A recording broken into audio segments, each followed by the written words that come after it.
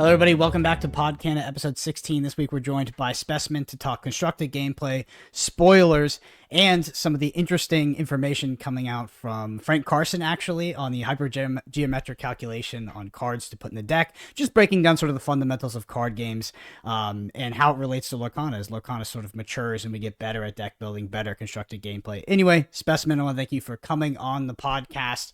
And I just want to set a foundation for the people listening that might not know who you are and just get a quick background on yourself. Yes, mate. Well, thanks for having me. So my name's Specimen or Speci. I've been playing Lorcana for the last 2 or 3 weeks since the game came out. I ordered a box ahead of time. Mainly, I have been playing on Pixelborn, but also played a little bit in person. I was lucky enough to meet Kawa actually at the Gamescom booth. Picked up a few goofies as well, so that's pretty nice. My Kawa game history is I did Gwent, and I was like a full-time streamer and commentator analyst for Gwent, and then I more recently moved on to Marvel Snap. And yeah, checking out Lorcana as my first physical card game. Was pretty interested in it because it's Disney, you know, big potential, but I've just been really impressed overall by the gameplay and the deck building side of things. So deck building is definitely my passion. And yeah, it's exciting that with Lorcana, there's like 200 cards every few months to try and dig into, you know? Yeah, it's super interesting because I think one of the critiques you can make about other physical TCGs is the cadence of sets. Obviously, this doesn't relate to Magic. Magic is probably on the extreme end where, you know, they're getting to a point of product fatigue. But, you know, in a game like a Flesh and Blood, and we can go sometimes, you know, 4, 5, 6 months without a set and maybe a year without a draftable set, a limited set to sort of engage with. And, you know, there's definitely lulls, you know, there's peaks and valleys there. And Lorcana came out the gate with sort of, you know, we're going to have this frequent cadence of sets and we're going to be, you know, getting you content quick. And we already see that with spoilers coming out just as we've got our hands sort of on the first set here. You know, you said you're a passionate deck builder. I want to get your thoughts on the current constructed meta in Lorcana. Like you said, you've been playing a bit of Pixelborn. Where do you sort of see the meta lying right now? What do you view as the top decks in the game? Yeah, so I mean, when I first started playing, obviously people have been playing on Pixelborn for quite a few weeks or months before the cards were actually out. When I opened my booster packs on the day of release, I didn't know really what most of the cards did. So maybe a little bit later to the party, but I've been playing so much that I feel like quite up to speed. When I first started playing, it was all about Amethyst and Ruby control. Everyone was really just saying, this is the best deck in the game. And I found quite a lot of success then playing like a lot of aggressive aggro decks and found a lot of success beating that. So I really focused on Amber because I was lucky enough to pull 3 Rapunzels. That's right, 3. Crazy. I know, out of my first 24 packs or so, maybe 30 packs. So I've gone down the Amber route, tried it with everything, and I really, really loved Amber and Amethyst combo. The big problem with that deck is Steel is just absolutely destroying you. It's like not impossible to beat Steel, but if they draw well, it feels like it's kind of just the perfect counter, right? So I was a big like control Ruby and Amethyst, the top, and then I was like, well, if aggro can beat it, then that's great. But then it's turned out to be like this Amber and Steel kind of mid-range deck, which still has the aggro potential, but it is, you know, got the mix of Steel, which just shuts down all the other aggro decks pretty hard, and you're still quick enough most of the time to be beating Ruby and Amethyst, and that is the best deck in my opinion. But I don't have that much experience playing a lot of the top meta decks. I've really just been playing my own thing, to be fair, and enjoying Amber a lot. Like Amber with Amethyst, I think you can get super aggressive. It just dies to Steel. Amber and Emerald is pretty solid. Then you've got Amber and Blue, which I think has a lot of potential, or Sapphire. It's mainly just like Amber, Ruby, which is the one that I really didn't have too much joy with. That's the Princess deck. That's the only Amber Ruby deck that I've tried, which is pretty decent. But there's a lot of decks that just seem to be kind of doing better things than that in my experience so far. Yeah, I think if we look at the color combination of Amber Steel, just archetypically, it covers a lot of bases, right? So you have Amber, which is just this. It's a really interesting color because it is both. It had, you know, the cards have a lot of value inherently, I think, on the stats, and it has a lot of modality. But then it has a ridiculous amount of card draw, which is why it's able to compete with these control decks. You pair that with Steel, which has just massive board presence, and obviously a card like Tinkerbell, which is able to, you know, I mean, Steel is basically built to control the board. It has access to cards like Beast, tech cards that can be, be inked, that can destroy items. It just feels like that color combination is able to cover sort of a lot of the bases that you might be presented with in the metagame. And I do think that deck specifically, the mid-range deck, and there's a lot of different ways to build it. People build it with Stitch Rockstar, Stitch Surfer, etc. But the fundamentals is you have Ariel with the songs, you pair with their removal and steel. It just feels like it absolutely dunks on aggro. I mean, aggro feels, when I play that deck, it feels like aggro has absolutely no chance. Obviously there are some draws that can beat it, but overall, it just feels like the most powerful thing you can be doing. That being said, I do think that Amber Steel has an unfavorable matchup into Ruby Amethyst. I think that it can win, but I do think that control matchup is a bit rough, and you have to find very specific cards to be able to add value to them. Because once you get past that, 6-7 ink curve, it seems like, if they drop the Magic Mirror, you don't have the removal, they just outvalue over the long term, especially with Be Prepared and stuff. Just wondering sort of your thoughts on that deck and how it covers, the different aspects of the metagame. Is that what makes it the best deck, is because its matchup spread is so strong? Yeah, I think so. Like, I'm a big believer in aggro decks, generally because of how popular this control deck is, the Ruby Amethyst deck, and it's very slow, right? So if you can be aggressive and beat it, and Amber can do that very, very well. But then when you're combining it with Steel, you've still got a decent amount of aggression. Admittedly, you're going to be really relying on drawing like a Lilo and a Simba against like Ruby and Amethyst. That's going to help you there to just get that quick questing. But the fact that you can just wipe the board against so many other aggro decks, right? Like any other aggro deck apart from Steel, if you're going second and you're in an aggro mirror, it is so difficult because you're just one step behind your opponent. They're kind of winning the race. You're just both questing and taking it in turns. Cards like Rafiki can maybe help you, where you've got like that rush to try and even the playing field. But generally, aggro mirrors, whoever goes first has a huge advantage. But if you're playing Steel, you don't really care if you're going first or second if you're playing against another somewhat aggressive player, because that Tinkerbell, grab your sword, can just clear the board very, very quickly and efficiently. And a lot of the aggressive decks as well, they tend to be so aggressive that they don't have an abundance of card draw necessarily. Like a card in hand is a potential resource on the board, right? So they often end up with near empty hands by the end of the game. And so Steel, like wiping the board, not only is it wiping the board now, but it's also they're really going to be short on resources in hand to replace those cards lost. So I think that's why Steel Amber is so good, because it's still aggressive enough to be beating the control deck often enough, and it just shuts down like the other aggressive decks, which like Emerald and Amber especially are very, very aggressive ink colors. Yeah. One thing that's interesting about the current state of Pixelborn is I do think it's very much dominated by that Amber Steel combination. A lot of people are playing that deck specifically because I think that deck is fundamentally a mid-range deck that has sort of this aggressive package in it. And you're able to finish games quickly but not take an auto loss to, something like the control deck. I do think that if you went to a in-paper local tournament or, an in-paper tournament away from locals, right? $1,000 or case, sort of a case to the winner, a competitive tournament at that. I do think you would face a lot more Ruby Amethyst than you would on ladder. Ruby Amethyst is just not a good deck for ladder because you're dragging yourself into 30+ minute games almost no matter what. And I think people avoid that in order to try to progress through the ranks. It's not the best deck to be playing there in terms of efficiency. So I wonder, if the meta that you would encounter in person would not be exactly representative of what you might see on the Pixelborn ladder. Speci, I believe you are preparing for an upcoming tournament. Is it this weekend? Yeah, I mean, to say I'm preparing would be selling me massively over. I'm going to begin to prepare probably later on, but yeah, not preparing just yet. I mean, I'm pretty confident. I've been playing a lot. Mm-hmm. The thing is, I don't have any decks which are complete, right? I don't want to buy any singles. I've opened a couple of sets of booster boxes, probably around like 50 packs now, and that's kind of where I'm done. I will sell some as singles, but I'm hoping maybe as I go down, I've got to travel quite a distance to get to the tournament, but I can maybe do some trades beforehand and then just patch something together. Like I said, I've got a bunch of Rapunzels, so I'm definitely looking at Amber.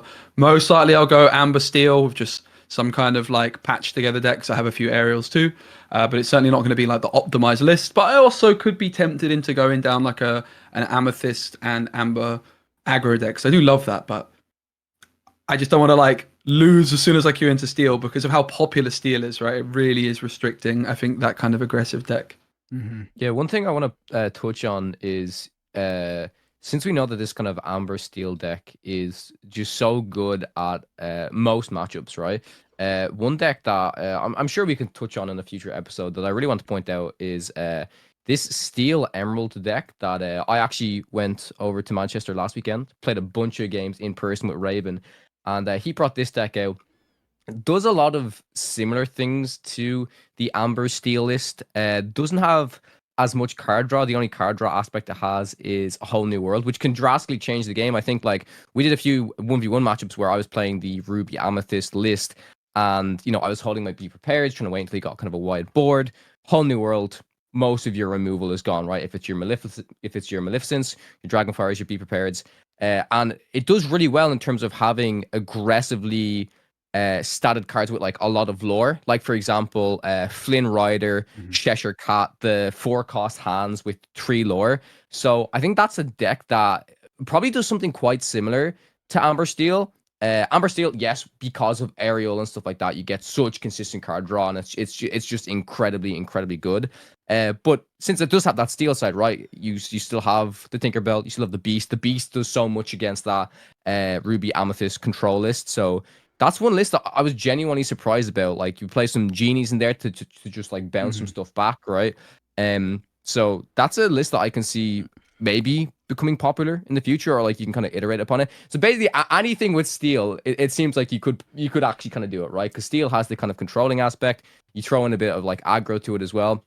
You can definitely do something. Do either of you guys have any experience playing this evasive deck that I believe, Brendan, you mentioned last week? It's Ruby Emerald. I know a few people were playing it on ladder. Have you seen much of it, Brendan? Yeah, it's pretty much garbage now because Amber Steel is the best deck. I mean, so when Ruby Amethyst was the best deck, this hyper control deck, even going to the point where people were running 67 cards to try to get an edge in the mirror, you could beat that deck with an evasive aggro deck. But the problem with evasives is when you pair it into something like Steel and you have access to Grab Your Swords, Tinkerbell, and all of these sort of agnostic board clears, you're fundamentally playing understated characters, and that's why they have the evasive keyword, is because their stats are generally worse than a character that would not. And if you have a deck that clears the board and doesn't really care about that, you'll just be playing a better deck. So that's why I think that deck has sort of started to exit the metagame. Is because of just, since we talked last on the podcast, our last podcast was like, is the best deck Amber Steel? Is it Ruby Amethyst? Like right now it's like, yeah, it's Amber Steel. I think it is by quite a long shot. That being said, the problem with Amber Steel and the reason why I would think twice before bringing it to a tournament is because I think that the matchup into Ruby Amethyst is actually it's unfavorable.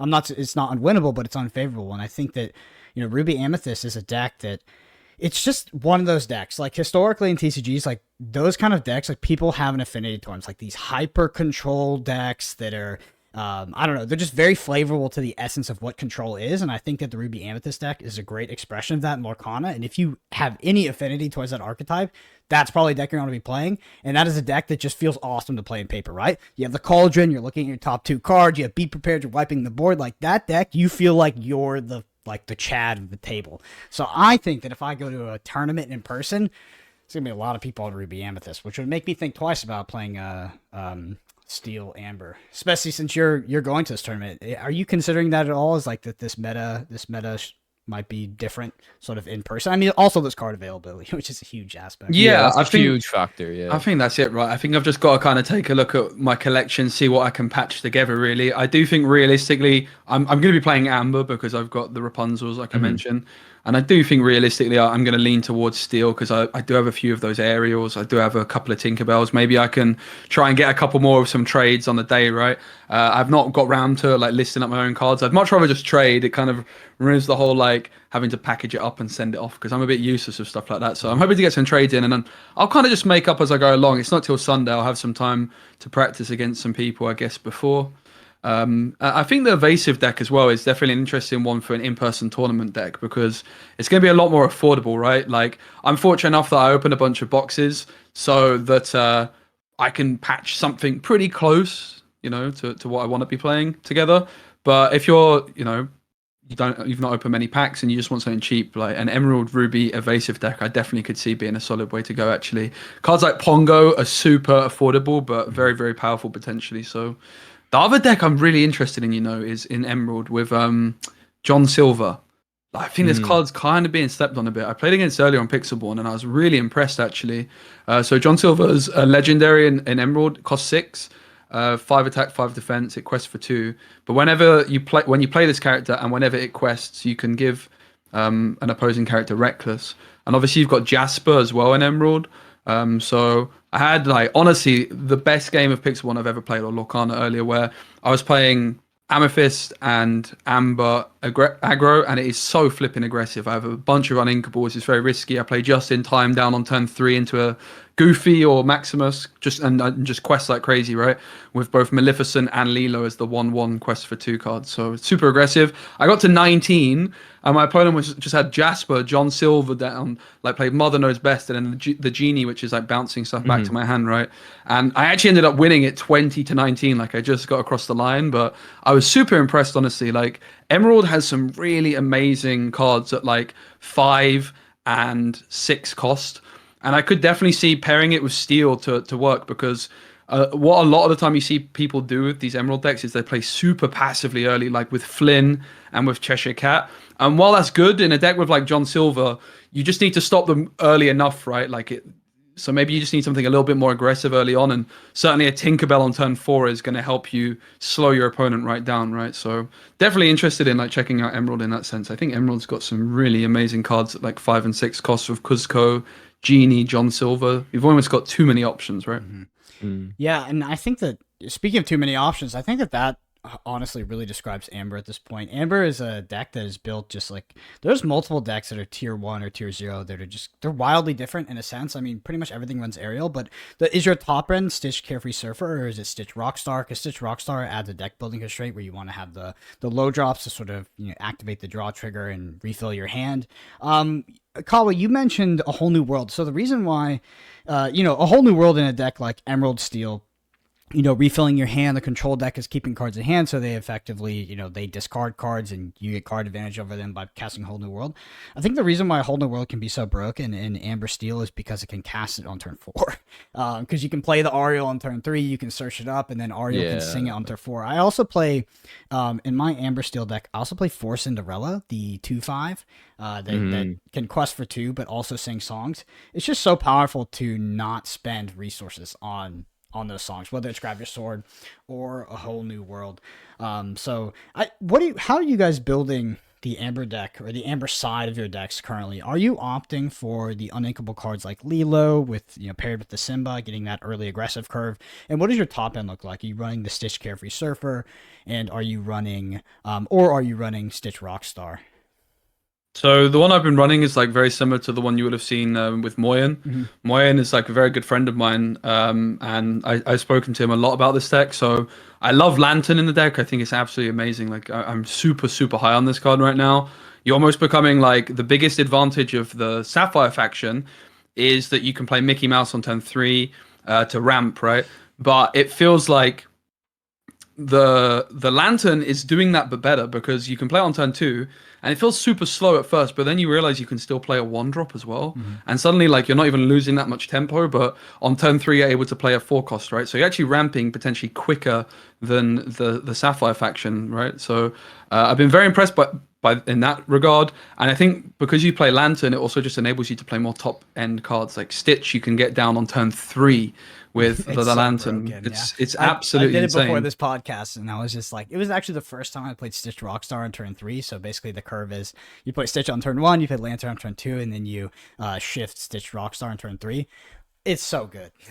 And you can even play Lantern and Stitch on turn 2, right? Because you have that option. You're going to play 2 1-drops. So Lantern, when you first look at it, it's well, okay, it's good, but I'm losing a lot of early game board presence. But there's really not that much difference between a 1-drop and a 2-drop on the board, right? In terms of raw stats, often certain 1-drops are going to be able to trade for 2-drops just fine. So I think that's a huge part of this Amber deck. And yeah, the Stitch Carefree Surfer being able to play, just draw 2 cards instantly.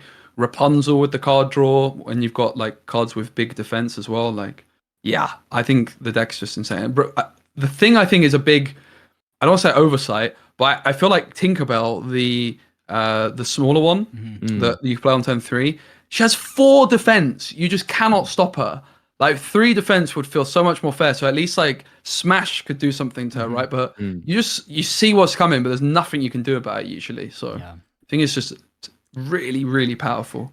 Lorcana is a game of big butts for sure. And speaking of Moyen and speaking of big butts, I want to get your thoughts on a card called a vanilla card actually in Steel called Cerberus, the 5 cost that has a 5/6 body. That card feels very, very powerful in the mirror, and I think that the card design of Cerberus actually negates a lot of the other card design in the game, especially at the 5 slots. So we'll get into spoilers later, but basically we had a spoiler come out, the Winnie the Pooh. It's a 5/5 in Amethyst, and like, I feel like that card is just so unplayable in the Cerberus. Like the 5/6 body is disgusting. It trades with everything in the mirror, and pretty much nothing can kill it, and you really can't trade effectively into it, even with your board clears like your grab the swords plus your Tinkerbells. Like it's just such an awkward number to be at 6. Have you experimented or faced Cerberus at all? Because it's such an innocuous card, right? It's like the Hearthstone Yeti of Lorcana. Yeah, so actually in the version of the Amber Steel that I was running, I had 1 Cerberus. You can actually run 2 Cerberus in the list as well. And it's really good. Like, it's really, really good. Having that 1 extra stat is really beneficial. Like Speci was saying, right? It's nearly similar to the fact that this Tinkerbell has 4 defense. It's kind of crazy when you look at some of the other cards within Lorcana. So yeah, it's put in work for me, honestly. And I think if we see more cards with this type of stat line come out, they're gonna be included in a lot of like lists. Then, like again, like you said, we're gonna get into the spoilers now. But when you can compare this and then you compare Winnie the Pooh, it's just like why would you play that card? You know what I mean? The stat line speaks for itself, and I think that's what it is for Lorcana, right? Like, because at the moment, at least in set 1, right, there is, I want to say, limited spot removal and limited interactability with cards. If you can't just actually kill it, that may change. I'm sure that will change with upcoming sets. I think it means that these stats are very meaningful and very, very impactful when you play them. So, yeah. Have you messed around with it much, Brennan? Because in the Amber Steel list, at least for me, like when I play it, I never feel like I'm at a disadvantage to play it. You know what I mean? If I was to bring a Steel Amber deck to an in-person event, I think I'd play 4. Because I think it's I can see it. I can really see it. Like being able to sing those songs is so valuable as well. And like you mentioned in the mirror, having like a big chungus like this is just like an extra card. Like as good as Beast is against the Ruby and Amethyst deck, you'd much rather be able to ink it in matchups which aren't that right. So having like this extra 5 cost just makes a lot of sense, because in 90%, let's say, of your matchups, or maybe 80, 70%, whatever it is, the Beast is actually not a particularly good card, right? It's just going to be a card that you're inking. So I think having like another option there. And similarly, when you are playing against Ruby Amethyst, you can ink the Cerberus and play the Beast, right? So the fact that it's got so much defense, it's going to be one of those cards which can sing songs, because often your opponent is just going to be targeting removal on your 5 cost singers and above. And that's why I also think Cinderella's a great shout. Like Cinderella's got a big booty, big body rather, big defense. You know what I'm going for. And she can quest for 2 as well, but the fact she can sing those 5 cost songs, I think she's on 5 defense, right? Yep. So Cerberus and Cinderella's as big defensive powerhouses which can just stick on the board, I think could make a big difference. Yeah, the game really is, I think, hinged on big butts, because like, I mean, think about a card like Scar, the 5/3, and we had a 5/3 get spoiled in the next set. Like, that card is just so bad, kind of. I mean, maybe it's fine, but and then you think about a card like Cinderella or Cerberus that have these breakpoints on them. You know, you have a 4 cost with a 5 butt, or you have a 5 cost with a 6 butt. I mean, just it's so much harder to. I'm enjoying the butt words, by the way. It's very amusing. It's so hard to interact with those cards because they don't die to just like this standard removal combo that you have, right? Because if you have something like a 5/3, it's just, I don't know, it dies to Tinkerbell plus grab your sword, which is such a common turn forward, right? Because you Ariel on turn 3, you grab the grab your sword out of your deck, and then you shift the Tinkerbell, and then boom, you've cleared their entire board. So yeah, Cerberus is just, it's super interesting. And the funny thing about Steel with access to things like Beast and Cerberus is like, Steel has access to these fantastic toolbox-esque cards, right? Cerberus is not really a toolbox card, but Beast is. and they're inkable. So like you think about Magic Mirror, uninkable. Beast Mirror, inkable. Beast, which is like targeted toolbox removal, inkable. Like it's just crazy. I think that's really what brings Steel so far up in terms of like the hierarchy of colors. One thing I want to mention is Pixelborn. They actually released their data. I don't know if you've checked out in their Discord, but they released their data. The data for Pixelborn matches, there's a lot of matches played. They have lots of players. Is pretty interesting. The game is kind of disgustingly balanced. Like everything is pretty much 50%. Nothing is above 51%. No color combination, nothing. I think some of the color combinations might actually have trickled down as like some like lower 49%, but it's super, super balanced with, the top deck in terms of win rate. It's actually a Sapphire deck. But in terms of if you wait for games played and stuff, it does seem to be the Steel Amber deck and the Ruby Amethyst deck at the top, but it's a murky picture because of the nature of a ladder system and an online client and how disincentivized you are to play something like a control deck that will continually extend games, to the 30, 50-minute mark. Speci, I want to ask you, because you came from, you have a background in card games, you came from Gwent, you came from Marvel Snap. Are there any card game fundamentals that you feel like you brought over to Lorcana that helped you get better at the game or get good quick? Yeah, that's a very good question. I think like one thing is just knowing your outs. Like it's important to know. And what I mean by that is like, I'll give you the example of Amethyst and Amber aggression. So this deck has a whole bunch of uninkables. You're playing like 8 uninkables in terms of just Lilo and Maleficent. I'm playing Rafiki just in time. Your mulligan you can really screw up on. But you just kind of have to know when you're playing a super aggressive deck that you need a decent curve, and therefore you have to take like this calculated risk, whether it's in the deck builder or in the mulligan itself, right? To just mulligan aggressively and just hope, therefore, that you're going to find the right curve. And if you don't, okay, you can maybe go next with these aggro decks. That's kind of how it goes. So I guess like making risky plays if you think that you need to, right? And if you don't need to make risky plays, if you're feeling confident, like let's say you're playing against an Amethyst and Ruby control deck, you can be a lot more safe in your mulligan, therefore. Whereas if you're playing against Steel, for example, you need the nuts to have a chance. So you're going to need to be a lot more aggressive to find your perfect curve, really. So I think that'll be one thing. To be fair, like the main thing for me is probably deck building. Just that ability to evaluate like what card is the worst card in my deck. I think that's like the key thing with deck building. I almost like build decks in reverse, where like it's so easy to get overwhelmed and just suddenly you've got 60 cards. So what I always do every time after I play a game,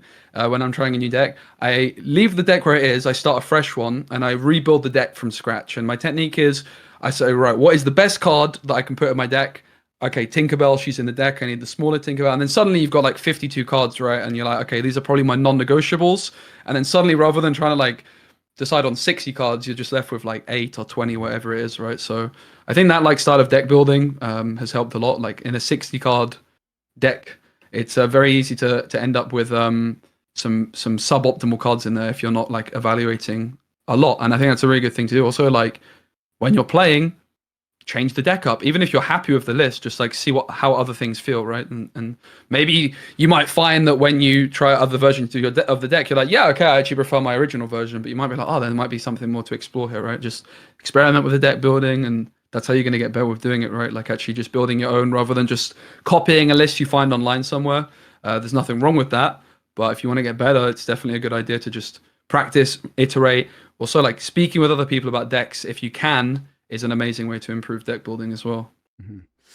One thing that's interesting about Lorcana dynamic that I think will come up. Sorry, this is a bit of a tangent.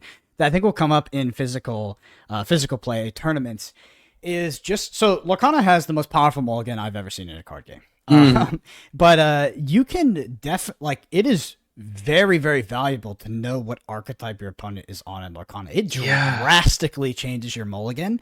And like I think at a physical tournament, like the edge you get from scouting in a game like Lorcana is way higher than a game like Flesh and Blood or what I would presume to be Magic, because I never played Magic competitively, because it dictates your mulligan so much, right? Like, do I need to mulligan for the beast? Do I mulligan for an aggressive curve here? Do I mulligan for my top end curve or my key card to clear the board with like something like Shift Tank? It's it's such a different paradigm. It seems like it will be so important, especially when you get to like the top 8 or something like that, where information is relatively known, that it will behoove you to know what archetype your opponent is on.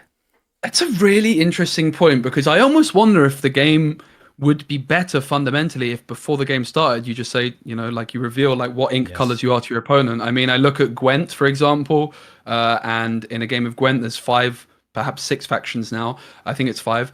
And there is a little entry screen at the start. You see like what faction your opponent's playing. You don't know what kind of deck. You can maybe make some assumptions based off their leader, but even just seeing the color, I think would make a lot of sense, because that is going to change how you're mulliganing, right? And you do certainly know if you're going first or second. That's also going to change your mulligan in some senses. But yeah, you make an interesting point that by being a bit sneaky, a bit crafty, and like spying on people, maybe you could get an advantage, right? To know what color they are ahead of time. So maybe it's definitely an interesting idea. What do you think on that, Kawa? Like, do you think you should see before, or do you like the secrecy? Yeah, I don't know. It's really interesting for us coming from something like Snap, right? Because obviously Snap is always closed, but then Snap doesn't have anything like Gwent or Hearthstone where there's like a class or a faction that you see before, right? In Hearthstone, they're playing Mage, they're playing Rogue, they're playing Druid, okay, and then just these games have a mulligan. Snap has none of that, right? I mean, you just draw your cards, you play the game, which is how it's designed, right? It's supposed to be a fast type of thing. You don't make as many decisions at the start and even throughout the game. But yeah, I mean, personally, I think I'd like if they revealed the colors, because it just makes the game like, okay, I'm against this list, I'm looking for this, and then they're also the same. I did see, I may be mistaken here, but I think we got some update this week. Brendan, you can correct me if I'm wrong, that there is some sort of I don't know if rules got leaked or not. No, they came out with comprehensive rules. So they came out with the rule structure that will basically allow you to run a tournament. So yeah, it clarifies stuff, and it makes it so you can sort of have arbiters over the game that can resolve issues, which wasn't in place before. So technically, before, if you're running a tournament, you're just kind of like, I mean, it probably works that way, but yeah, because there's some like weird things, right? For example, if you use Lantern, you might think that if you use Lantern, you can, for example, shift on turn 3 with Rockstar Stitch, but what you can't do is you can't use Lantern to reduce the cost of Rockstar Stitch to 5 and then just in time it out. That doesn't work. Yeah, that doesn't work. Yeah. So there are like some new, like small things which having like this kind of rule book is definitely going to be important for, right? Otherwise, people are going to get in arguments. Yeah, definitely. Well, the one thing I want to mention about scouting and sort of this idea of knowing your opponent's archetype is, so in Flesh and Blood, it's also a physical card game. Scouting is helpful. I mean, if you saw cards that were in their deck, but it's very minimal because they reveal their hero and you can generally assume what kind of archetype they're on. That being said, some people are probably listening to this podcast and maybe don't have as much experience in physical card games or just don't really know the history of how stuff works. They're probably like, don't do that. No, the game is perfect how it is. Scouting is just immoral. Don't do it. But the thing about scouting is that, first of all, it's not against the rules. And second, it gets really degenerate really, really, really fast. So once you start to get to competitive events, like one case study from Magic the Gathering is basically there was, and I could be telling this story slightly wrong, so I'll use it in anonymity, but there was a high-level professional team in Magic the Gathering that hired people that actually weren't competing in the event to literally just walk around the event and write down what decks people are on so they can know the deck before. Which is, it's unpleasant, right? Like as a player, as a person competing, as a person who has access to like the economies of scale that you might have with a 20-person, 30-person team that can have access to those resources, it feels unfair. And that's why, like, when you implement systems that can protect against that inherently, like revealing your archetype, revealing your colors, or open deck lists, which happens in top 8, because scouting is just inherent a part of top 8. So you get to if you're at a premier tournament, you get to a top 8, it's very likely that the players in the top 8 who have high winning records at the tournament have been on stream. If there's coverage, they've been on stream, they've been winning, they're at the top table. So you will just know, like, that's it. And you don't want to add this sort of metagaming that exists on top of the game where people are incentivized to like try to figure out what people are on and get like this asymmetric information advantage. So that's where, like, potentially a rule on top of that could happen. But yeah, I don't think a lot of people are aware of like the history of scouting and how ridiculous it can get, because it gets out of control for sure. All right, I'd never heard this word scouting before. Like, I was just thinking spying. I mean, to this point as well, it's definitely something worth mentioning that when you are playing Lorcana, I was saying this to my stream earlier, like, if I'm on Amber Amethyst, if I'm planning on playing an Amber card on turn 1, there is an advantage. If I've got two identical cards, one's amber, one's amethyst, it always makes sense to ink the identical amber card if I'm playing an amber card, because I'm just giving less information to my opponent that way, right? Yeah. Yeah, it's yeah, definitely. I mean, that is absolutely something that you should be doing on Pixelborn, paying, and also paying, the reverse of that, paying attention to what your opponent is inking, because if they're playing Amethyst and they ink the red card, it's like, okay, we probably know what archetype's on, but they ink an Emerald card, you're like, what the fuck? What is this? Yeah. What is this deck they're playing? Just want to jump into the spoilers while we have time, if y'all are ready. Let's do it. Let's do it. Let's make sure my overlay works. Okay, it does. So I'm just doing these via macros on OBS, so they're currently on Speci's forehead, but I will go ahead and read them out. So the first one we're going to talk about is Dinner Bell. This is a 4-cost item in Amber, and it says, you know what happens. Tap and pay 2 resources. Draw cards equal to the damage on chosen character of yours, then banish them. Well, I mean, this is particularly the reason. If you look at this card from a, I guess color agnostic, you're like, wow, that's garbage. But Ruby currently doesn't have access to card draw, so this is like a very interesting card to be added to the sort of the Rolodex of Ruby. What are your thoughts on Dinner Bell? Uninkable, by the way. I don't know if I mentioned. Terrible. Yeah. Yeah, it really does not seem too good. Like just my rough knowledge of cards within Ruby, I don't think there's too many with like a lot of high It's Maui. defense We play stats. this on Yeah, it's Maui. It's like Maui. Maui's But the like, target yeah, I for it, mean, right? Maui's the what? You Maui, you make the trade. Yep. And then you do this, but then it's this being an uninkable card as well. It's just like You paid it 6 seems as well to potentially draw 3 cards, which is that's the thing you have to consider, is like you needed to activate this twice to get even value anywhere close to Rapunzel, like anywhere close, maybe even 3 times. In fairness, comparing any card to Rapunzel is probably going to look a bit pants, but yeah, this card is not too hot. Like you say, Maui. There is some situations where Maui can be on the board and he's a little bit useless because you can't quest with him. Yeah. But even then, right, like the fact that you're banishing him when you could be potentially trading up like another card, just seems really niche. Really, even when it pops off, it's not that good and it's uninkable. So it's just like one of the worst cards I've seen, actually. Yeah. And it's a rare? What? All right. On to Mickey Mouse here. Mickey Mouse. Friendly Face. This is an Amber card. It is a 1/6. It costs 6, and it is inkable. Storyborn hero.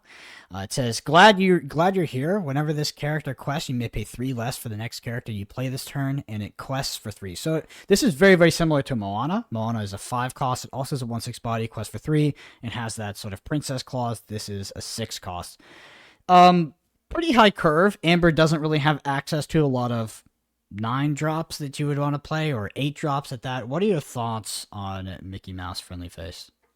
I think straight off the bat, I don't think it's a bad card by any means. I mean, we have cards with an Amber like Rapunzel and like Moana who have the stat line, the 1/5 or the 1/8 or the 1/6. So when you get to some of your top end, obviously you want to do stuff like your Stitch Carefree Surfer to draw your cards and stuff like that. So if you can't just get this out and there's not too much spot, like in my opinion, if Moana is a playable card, she's pretty decent. You quest for 3 with her, it's pretty good. I think Mickey can be played. It being 1 cost higher than Moana is a little bit tricky. It is inkable. If you don't, if you can't pull it off, it's fine. Just throw it into your inkwell. But overall seems pretty good. The discount as well within Amber specifically seems pretty good, right? Because you could, if Mickey survives, you can quest with Mickey, play your Ariel, find your song, get like inherently get some card then. So then you can maybe look at this, like obviously if you combo with another card, the restriction for a Stitch Carefree Surfer is that you need to have 2 cards on the board. You could have Mickey and then kind of pop off a little bit with your Ariel and kind of do some crazy stuff. So I think it's a decent card.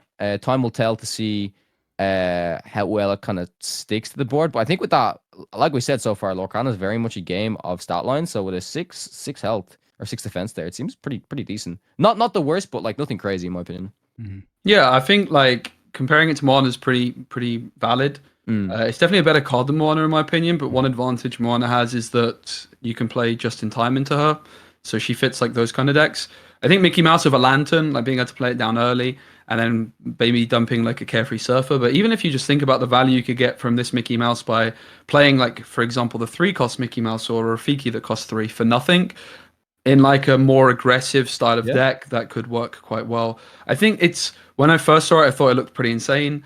The more I've looked at it, I think it's like a card which can really pop off if you're building a deck around it, and I think it's going to be a pretty damn solid card. I mean, 6 defense is a lot for a card which wants to quest frequently. Like the defense stat is the most important stat really on a card which quests for 3. And also you've got Rapunzel in Amber, so 6 defense plus Rapunzel gives you like a lot of healing opportunities. I think it's going to prove to be a pretty damn good card actually, but it's going to not be like just a card you can plug and play like Rapunzel, but more one that you're going to build a lot of your strategy around. Yeah, I think I agree with both of you. One thing I'll say, and I'll just highlight what you said, is I do think that it was very intentional to put this at 6 cost to make it not able to be just in time. That was very intentional. That would be so broken if you could actually. I initially, when I saw this card, I thought it was very, very high power level, and I've sort of come a little bit off it since then. Well, I think it's still a good card. I don't see it immediately slotting into any of the decks that I'd be playing at the moment, which is one consideration. Okay, on to Gaston, intellectual powerhouse here. This is a 6 cost, non-inkable, in Sapphire, 4/4 body, Floodborn villain, has shift 4, so you may pay 4 to place on top of one of your characters named Gaston. Has an ability called Developed Brain. When you play this character, look at the top 3 cards of your deck. You may put 1 into your hand, put the rest on the bottom of your deck in any order, and it quests for 3. Speci. Juicer of a card. This card's insanely good. I think it's one of the best ones actually revealed, maybe like top 3. The only Gaston is currently in Ruby, which is the 14. reckless one which can't quest. Good card, deals with Simba. So you can shift it onto that. And that's really interesting because you're shifting, it's a 4/2 character which can't quest, and then suddenly if it doesn't do much, you can play this big boy who can quest for 3. But the fact that he draws you a card, guaranteed when you play him, is insane. But not only does he draw you a card, but you get to tutor. You get to see 3 cards, so if there's something specific you need.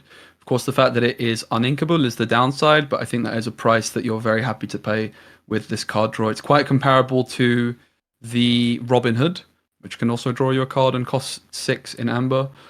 This card is like a little bit better stat-wise, but at the trade-off of being Sapphire, uninkable. right? Yeah, in blue. I believe it's in blue, yeah. Yep. I think this card is decent. I don't think it's crazy. I think any more card draw in Sapphire is pretty decent, right? Because obviously that's ramp deck, and as myself and Brendan discussed in episode 14, like especially playing the starter decks, obviously it's different when you actually make a constructed deck, but like blue can very much get into top deck Fiesta. One of the most successful blue decks I've played is blue purple or Sapphire Amethyst, because then you get your consistent card draw. You can keep inking cards, putting into Inkwell. Do Fishbone Quill to possibly ink this card. You don't have to. Like if you're playing that type of deck, you might think, oh, this is just an uninkable card. But if you have Fishbone Quill in the deck, you can still ink this card if it's like bad. So I think it's pretty decent. It just more card draw on Sapphire seems decent to me. So yeah, solid card. What do you think, Brendan? It's interesting because I think, like card game fundamentals wise, it replaces itself. Looking at the top 3 cards is powerful. Comparing it to Robin Hood, Robin Hood is inkable, but this card does quest for 3, and the ability to always replace itself. Like Robin Hood is conditional card draw. This is not. Is something to consider. The biggest condition for me at this card is to see what other Gastons can be shifted on. I think that the Ruby Gaston, it's interesting, right? Because the Ruby Gaston could be a pretty dead card. Like sometimes you develop on board too, just as like a sort of an insurance, or maybe you've dealt with whatever you need to deal with, and it just kind of sits on the board, right? And this is a great shift target for that on 4, and you're not necessarily 2-for-1ing yourself if it does get removed because it does have Develop Brain attached onto it. I think it's a powerful card. It feels like, I don't know. It feels a bit, power. We have 2 cards in 1 here, so it's like a bit power creepy in a sense. It's appropriately costed, but I think that Gaston it's good. It just doesn't immediately jump out to me as like, I'd put this in this deck, and I would leverage Gaston itself to dominate the meta. But a lot of cards are more innocuous than that. Like a lot of cards, they can just eke out more value than others, and ultimately that can be sort of the ingredients for what creates the best deck. So a good card. Yeah, I think like in terms of like what other Gaston cards, it's also like what inks are you gonna have Gastons in, right? Like if there's some other Gaston that gets printed, even if it's not a particularly strong card, like for example Tinkerbell, if it's just like a decent little color combination which Sapphire is going to fit well with, then there's a lot of really good Sapphire cards, but I've not been super high on any of the combinations of Sapphire that I've tried just yet. So yeah, I think any card which draws you a card, especially getting to pick 3, like the potential of this card's so high, right? Yeah, I'm hoping there's a few different Gastons and a few different inks. The only reason I say that is because, for example, with Tinkerbell, right? Like she's in 3 different inks for set 1, which is Steel, Emerald, and Amethyst. I think the Amethyst one's Yeah, she is one. probably Yep, the yep. worst of the bunch. But it would be cool to see Gaston and maybe Sapphire. If it was in Steel, that'd be pretty cool. And obviously in Ruby as well. So yeah, I'm excited to see. I think this card definitely rests upon what other Gastons end up getting printed in the set. One thing to note as well is like it is a villain, so that's actually kind of a theme in a lot of these early spoilers. And there is like the top end Hades that exists in Amber, Yep. which has the villain payoff, which currently is it just doesn't have enough cards to work with at the moment to be good, but something to look out for as you see more cards spoiled. All right, on to the next one, Cinderella, Stouthearted. This is a 7 cost in steel that can be inked, has a 5/5 body, is a Floodborn hero, Princess Knight, shift 5, so you can shift this for 5 on top of another character named Cinderella, resist +2, damage dealt to this character is reduced by 2. That is not just combat damage, that is also action damage, song damage, so grab your swords, it's smash, etc. It has an ability. Tinkerbells, Yep, has an ability. The Singing Sword, whenever you play a song, this character may challenge ready characters this turn, and it quests for 3. I'm gonna get y'all's thoughts first. Insane is all I have to say. I mean, all my Twitter was talking about was Belle. I know, it's Meanwhile, I'm hilarious. looking at Cinderella over Yeah. here. Oh, Wow, this card is nuts. I think it's the best of the revealed cards. Might be the best card in the game, period, that we have. I think that your latter statement there is correct. We're gonna talk about Belle, but when we do, I think Belle is the bait card. Everybody is talking about Belle, and it's like Belle it actually is kind of mid. It'll be good when you shift it on 3, and we'll get into it. But this Cinderella card is a freaking house, and you just put it in the best deck, and this thing would be running the tables right now. Like this is resist 2. It's just so hard for me to see how that is like balanced. I mean, especially in the mirror. Yeah. We're like, oh, Cerberus. Cerberus is like this broken vanilla card. This is Cerberus on steroids. This is insane. Resist 2 is a crazy ability. And the Singing Sword, when you play a song, this character may challenge ready character this turn. Game warping completely changes the dynamic of the game because, Lorcana is a game about. In some sense about engines, and a lot of engines can't exist in the form of items, so they're not interactable, but also unready characters. Obviously, they can be Dragonfire and stuff like that, but you'll be able to interact with your opponent's potential engines or your opponent's potential cards they're trying to alpha quest against you with. And you like just pair this with Amber, already the best color pair with Steel, in our opinion. You play something like Be Our Guest, a 2 cost that replaces itself, finds, digs 4 cards, finds you something that you're looking for, and you can challenge ready characters. That's ridiculous. The 4 cost Cinderella and the Amber list as well with this. Yep. Like, it's insane. so good. Like, it is. The other thing to mention with the Cinderella is the one weakness she has is going to be to spot removal cards, right? So things like Mother Knows Best, for example, Let It Go, as well as Dragonfire. Like, I think the stonks of those cards are going to go up pretty significantly. 7 is a lot as well. At the moment, there isn't really that many Cinderellas to shift onto. So she's going to be like a little bit of a later game card. And Steel isn't inherently a ink color which can get to 7 easily, right? It doesn't have access to cards like Lantern. It doesn't have the Sapphire ramp. So you're going to want to pair it probably with, like, I think I can see it being best with Amber or with Sapphire for that reason. But yeah, I mean, the fact that you can run 4 of these, like, okay, your opponent might remove 1 or 2, but yeah, you're going to have more coming. Right. Yeah, another thing to note as well, it is a princess tag, so you could play this. You could play Moana in the list, and it can kind of pop off. So yeah, crazy card. This card's ridiculous. This card is absolutely crazy. It does it all, doesn't it? Like, and it quests for 3 because why not? Like, it literally it does everything. Seriously, like, it could quest for nothing, and you might be all right with it. So, Set 2 comes out. This is the card that I'm buying sets up first. Like, this is the card that I'm buying before it goes up in price because somebody wins, like, a tournament with it.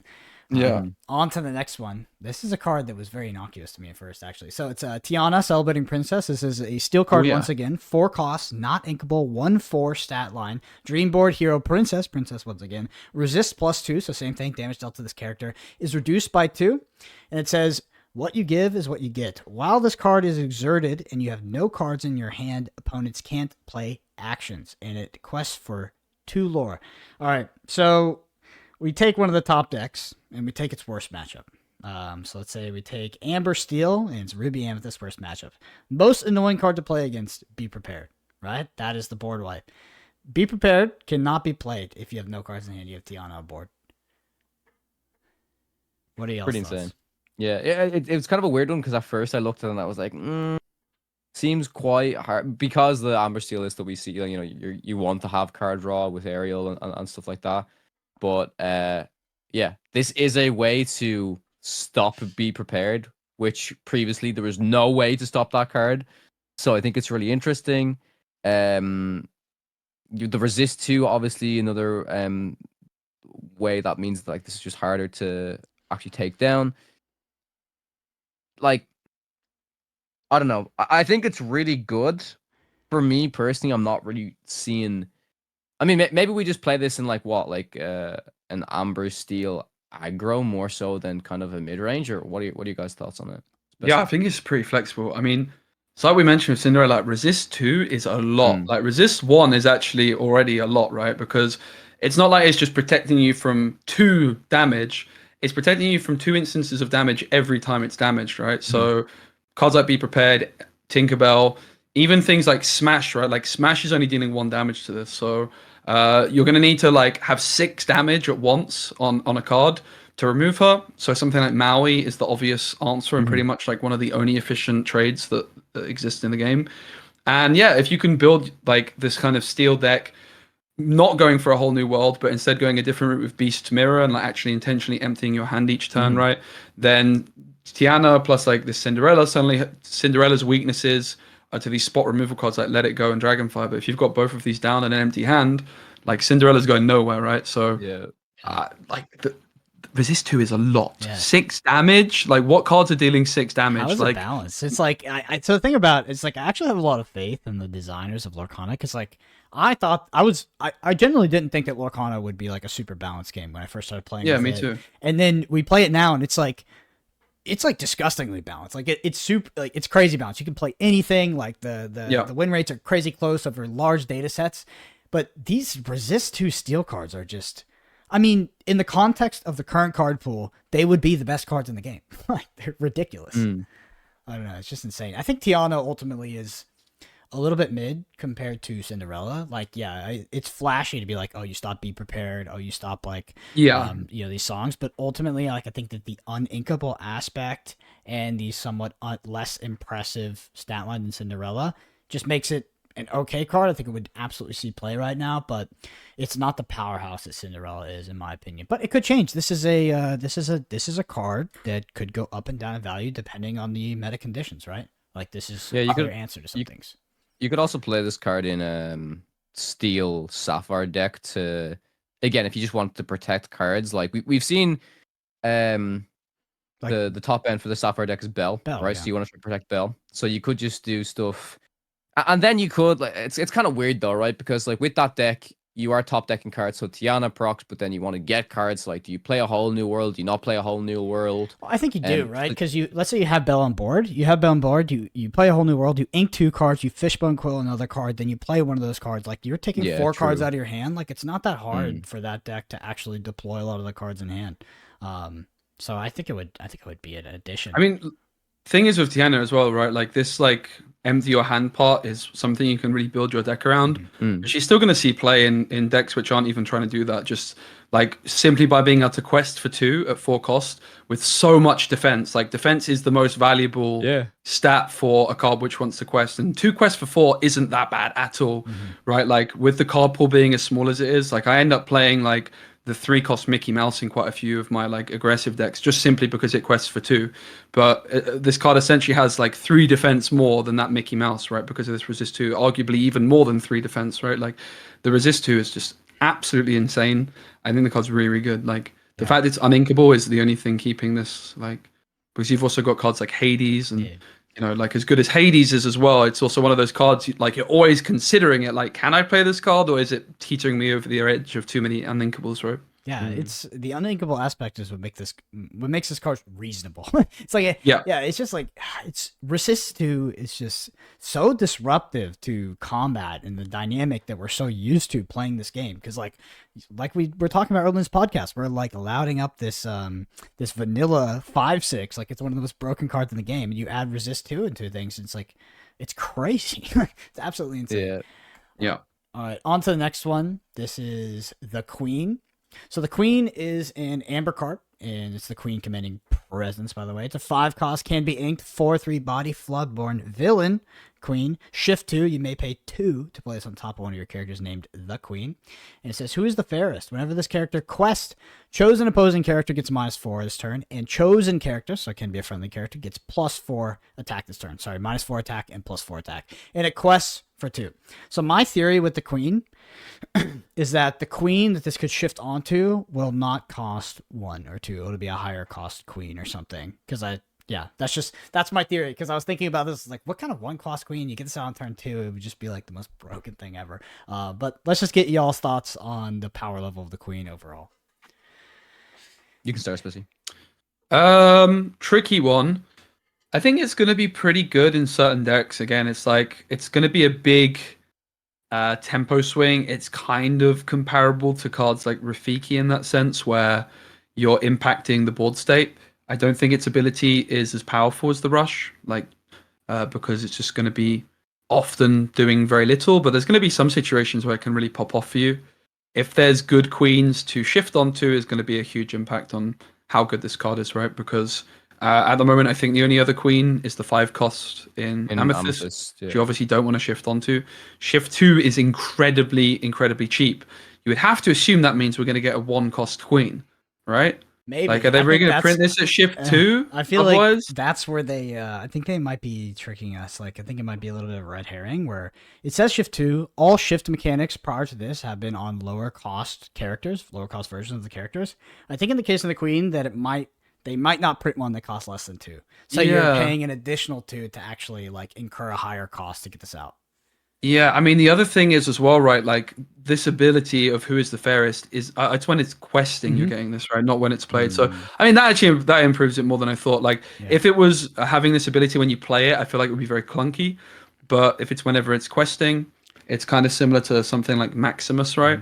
And in my experience, while Maximus with its support category can be good, it can be a bit clunky. But let's not forget, like, we're looking at these resist cards, like that extra bit of damage to deal with Cinderella or Tiana actually sounds super relevant if we're looking at these resist cards as being the meta, right?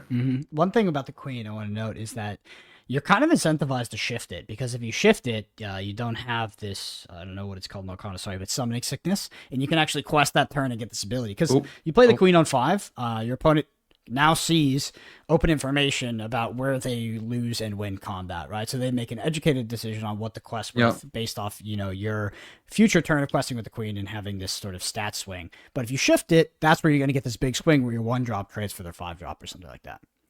Which is, that's what's interesting to me in regards to the Queen. All right, on to the next one. I'm interested. Okay, 0 to Hero, action song in Amber, 2 cost, uninkable. It says a song is a character with 2 or more costs can sing this for free. Count the number of characters you have in play.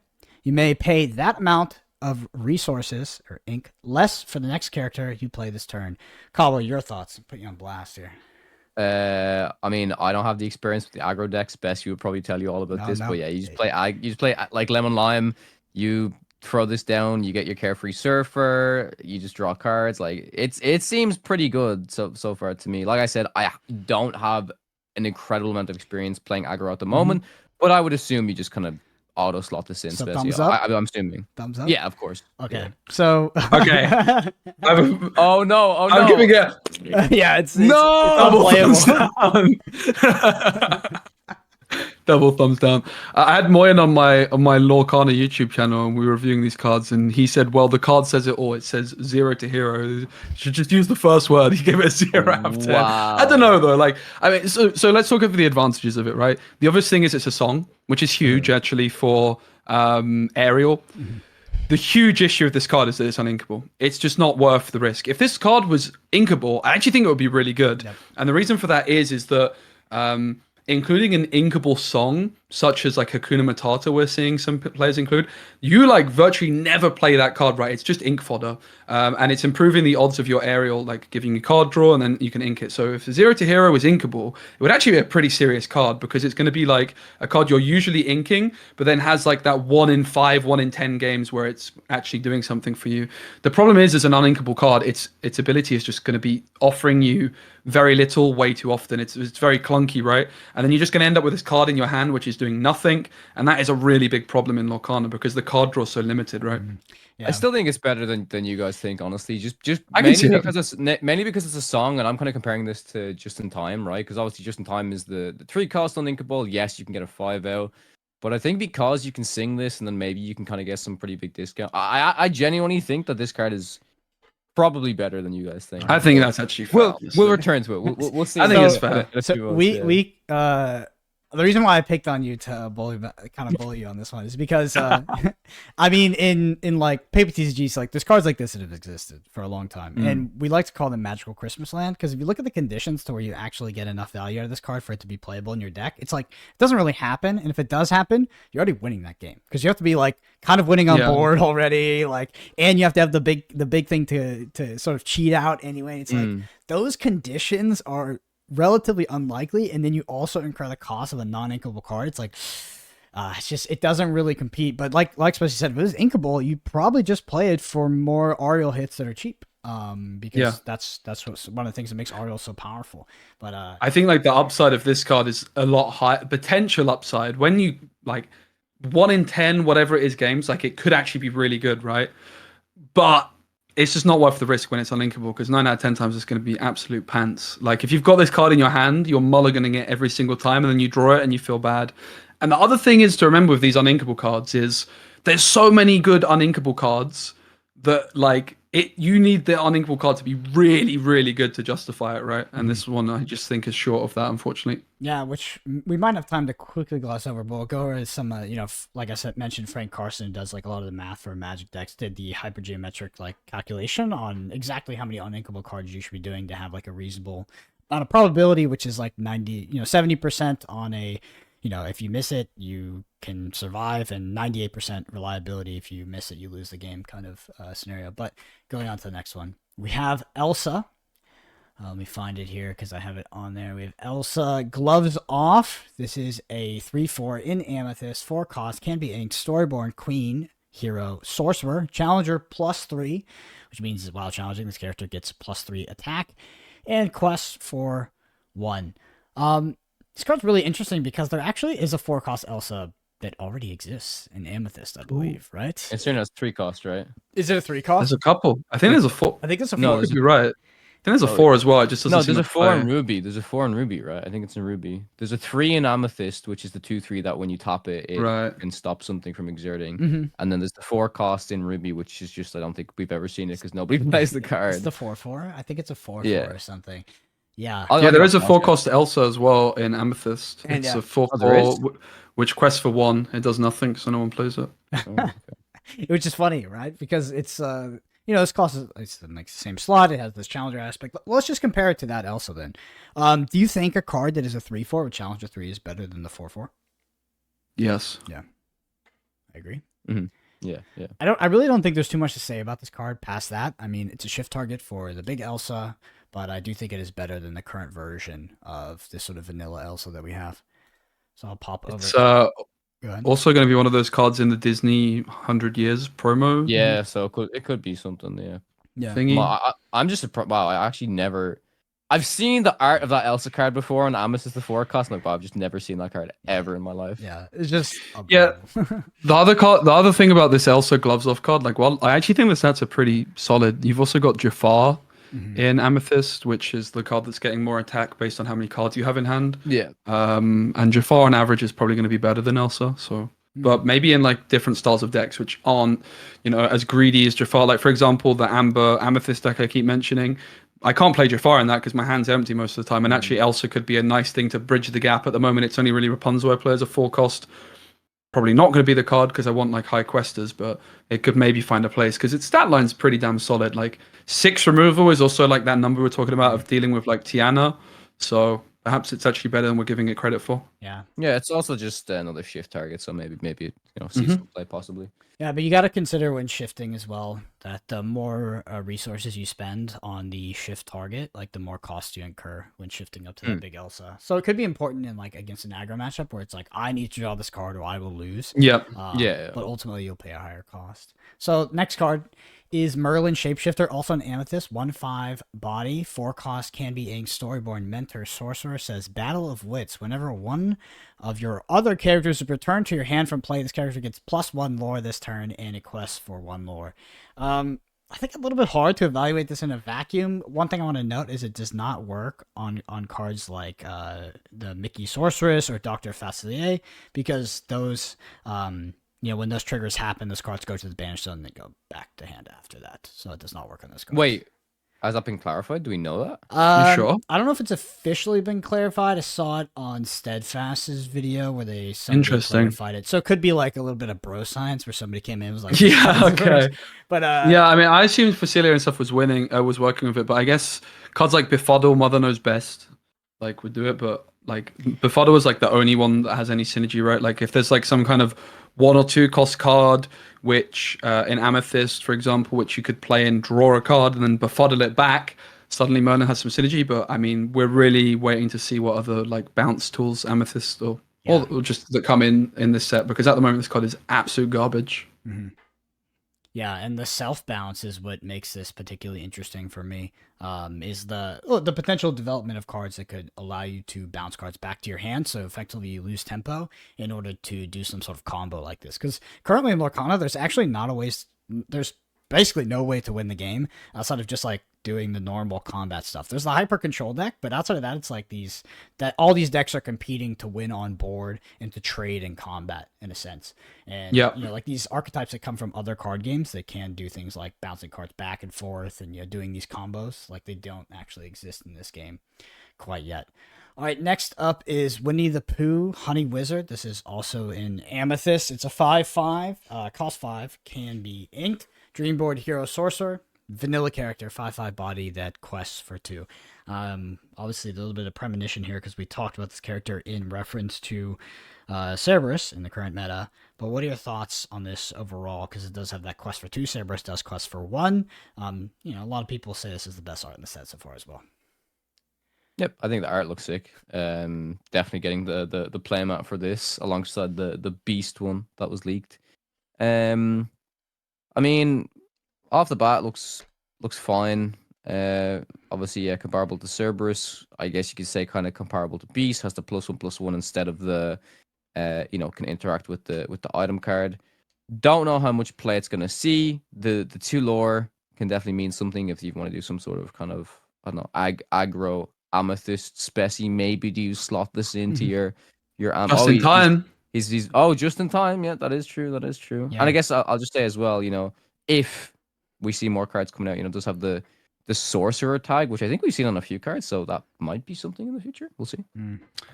Yeah, this card's like going to be really, really good for budget players, I think. Like this card is close to being really solid. It's just kind of lacking a little bit, right? Like it's also, if you look at the rarity, right? It's a common card. It's going to be widely available. I'm not sure in the next set if one of the starter decks is an Amethyst deck, but if it is, I'm sure there's going to be a bunch of these of these cards in that deck, right? So I think it's just going to be like a budget friendly card, which is actually going to be solid, but never like in the most optimized lists, most likely, right? Makes sense. All right, on to the next one. We can go pretty quick with this one, but it's just Raya. Raya's in Ruby, Warrior of Kumandra, 5/3 body, 4 cost, can be inked, quest for 1. It's vanilla character, so it's actually identical to Scar, I believe, but it's only difference is it has princess tag. Yes, literally. Yeah. Oh, yeah, that's it. Lame. Yeah. Bad. By the way, funny enough, this is the key art of the set. Like Raya is the key art of the set. So I don't know if we're gonna get like some crazy Raya on top of this, but really weird to use 3 as the marquee art. My theory is I think they're bringing in newer Disney franchises to attract the kids. That's actually a to the younger generation, right? Because like you've got all of these iconic Disney characters, but then you got Raya, which personally I didn't know. I didn't watch it. My girlfriend was like, "How dare you? How have you not watched this?" I don't even know what it is, to be honest. No, I don't know. But maybe there's like young kids that are like, oh, let me buy these, like Pokemon, right? It's like, oh, let me buy this because Raya's on it. So Yeah. maybe They could have made it a bit better then.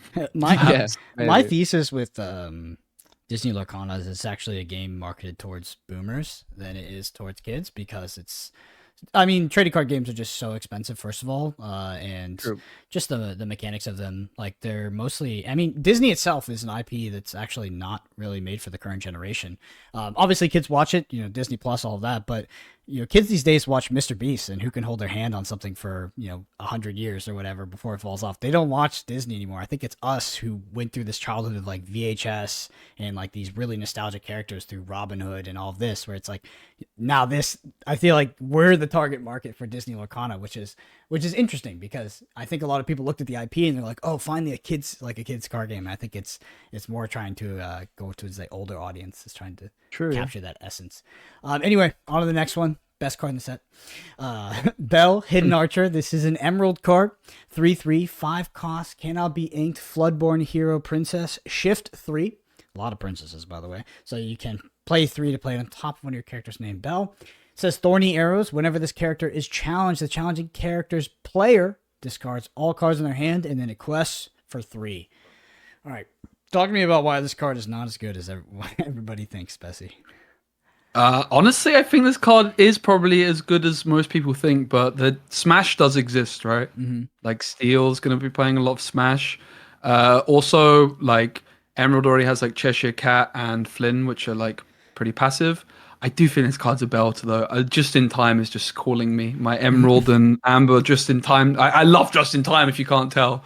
Like this card down on turn 3, huge threat, right? Like what are you going to do with it? If you can't answer it with something like a Smash, you're going to be in trouble, right? So I do think the card is honestly pretty damn good. Why do you not think it's as good as everyone? I just think that the conditions where the opponent discards their hand it's okay. I think against a lot of decks in the meta, they could actually play around that. So let's say we're not shifting this on turn 3. On turn 3, this is a very powerful card, but it's uninkable. And there's going to be a reality where you play this on turn 5. On turn 5, your opponent can dump their hand. Like they can have no cards in hand and they can challenge into this. Obviously, you're constraining them to an extent, so there is some sort of effect that's going on. But ultimately, I don't see you taking multiple cards out of your opponent's hand unless you're playing against control. I think if you're playing control, this card is annoying.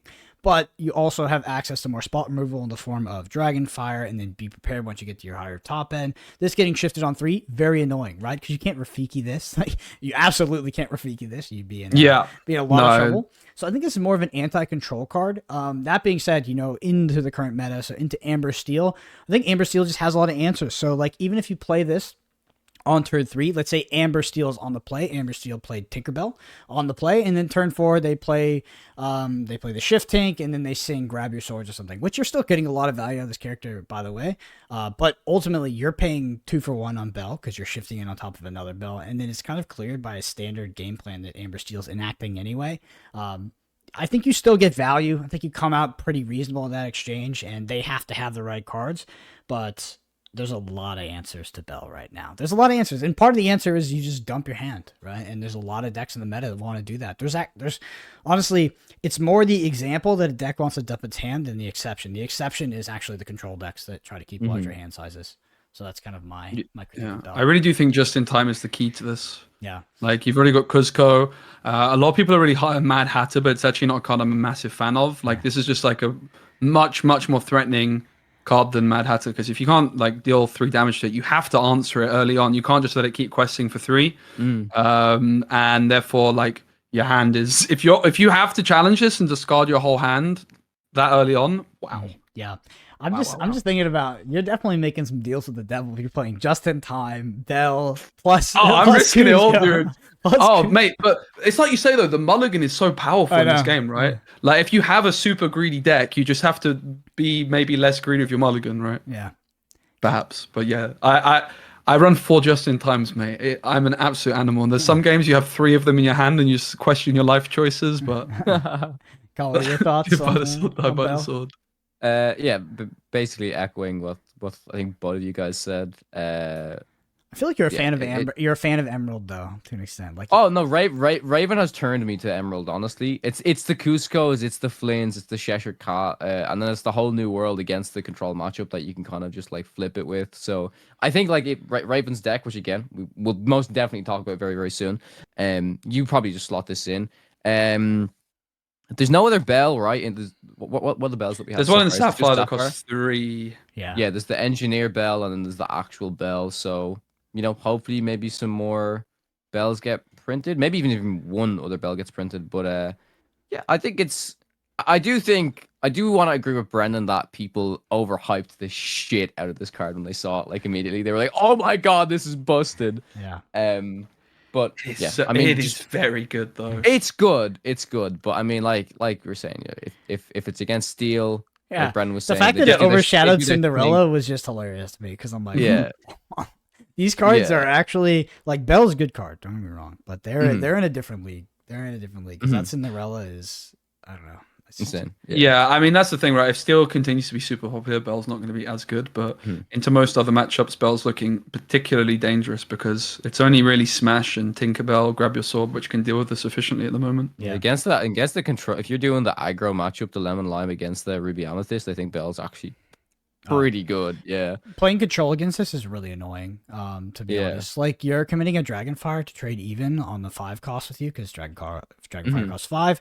If they shift it on turn 3, like you're just like Yep. What do I do? you lose 6, like you lose 3 lore if you have the perfect curve, and like that just it's a lot to be losing. All right, Yeah. on to the last one. This is the Sorcerer Spellbook.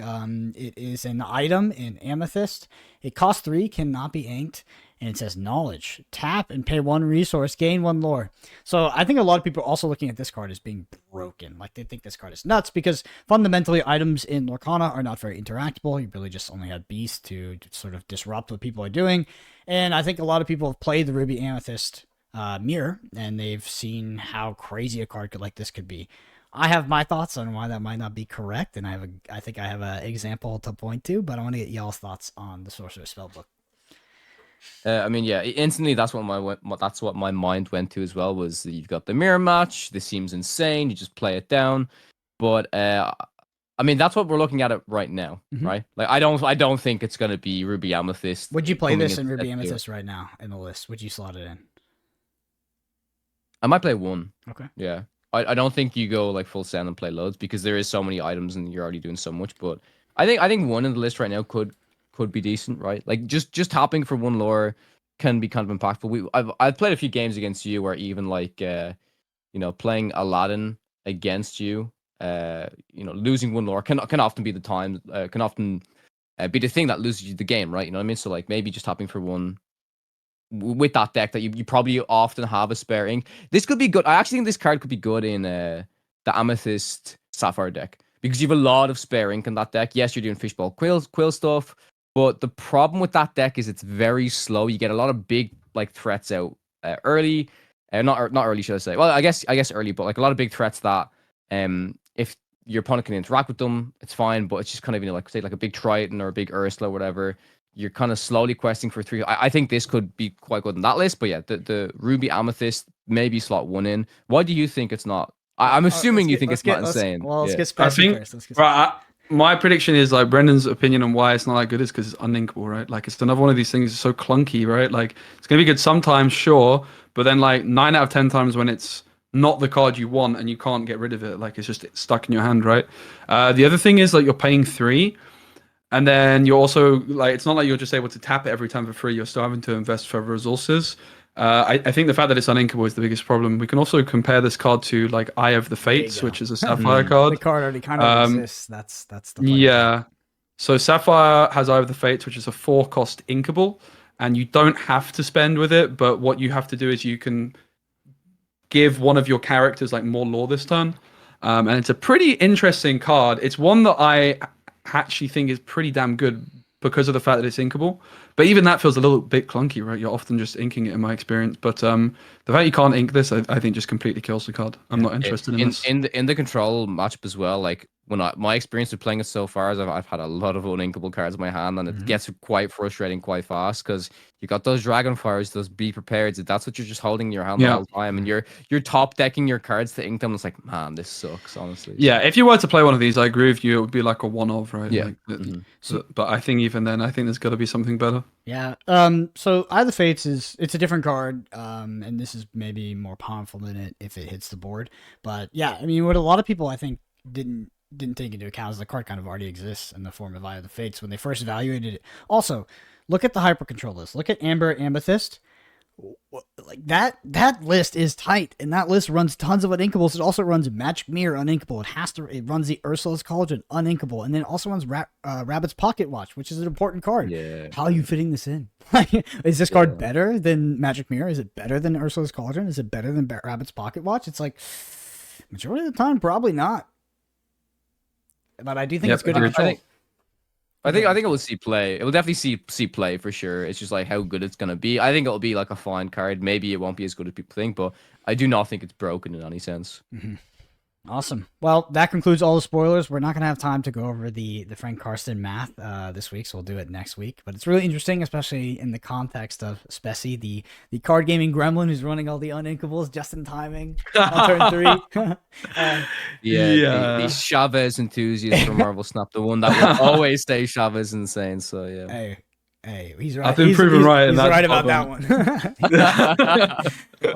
But yeah, Speci, I just want to thank you for coming on the podcast and being so generous with your time this week. I want to give you a chance to shout out sort of any of your socials, what you're doing in Lorcana, where to find you, etc. Yeah, thanks for having me. It's been a pleasure, and I'm sure I'll pop back round in the future. Like, having a Lorcana podcast of my own is something I'm definitely looking into as well. So at the moment, I just set up a new, fresh Lorcana YouTube channel, which no one knows about. So you can go sub there, like it'll be in the description. If you search Speci Lorcana, you probably won't find it. But good luck. Maybe you can find like my Marvel Snap channel, Speci Snap, and then you'll see it like in the recommended channels, right?